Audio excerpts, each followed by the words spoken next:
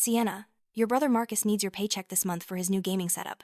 My mother Patricia didn't ask, she informed. I'd just gotten promoted to assistant manager, and she expected me to hand it all over. Again. At 26, I'd never kept my own earnings.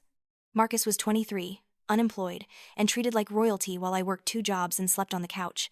What my family didn't know was that I'd been secretly seeing a therapist for 6 months. Dr. Chen helped me see the pattern. Financial abuse, parentification, scapegoating. She gave me words for what I'd felt. Disposable. You're not required to set yourself on fire to keep them warm, Sienna. I started planning. I opened accounts at a different bank. I rerouted my direct deposit. When my mother demanded my paycheck that month, I handed her an envelope containing a single piece of paper. She ripped it open, then her face contorted with rage. It read, "Notice of Financial Independence. Effective immediately, Sienna will no longer be contributing to household expenses she doesn't benefit from." The explosion was nuclear. Patricia screamed that I was selfish, ungrateful, destroying the family.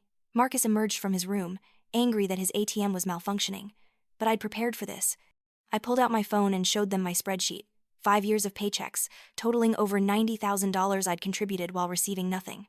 "I have receipts," I said calmly. "Every paycheck I gave you. Every expense you claimed was for the family but only benefited Marcus." I'd also compiled screenshots of Marcus's social media, showing off purchases that matched my payment dates exactly. Then I played my trump card. "I've already moved out. My things are gone. And I've spoken to a lawyer about the money you borrowed from my college fund that Grandma left specifically for me." Gerald's face went ashen. Patricia tried to grab my arm. "Don't touch me. Not ever again." 3 weeks later, Marcus called, crying. Patricia and Gerald had transferred their expectations to him. He was suddenly responsible for bills, chores, and their crumbling marriage. "Sienna, please come back. I didn't realize. I'm sorry." I felt sympathy, but not enough to return. I looked around my tiny studio apartment. It was mine. I started night classes toward the degree I'd always wanted. 6 months later, I ran into Patricia at the grocery store.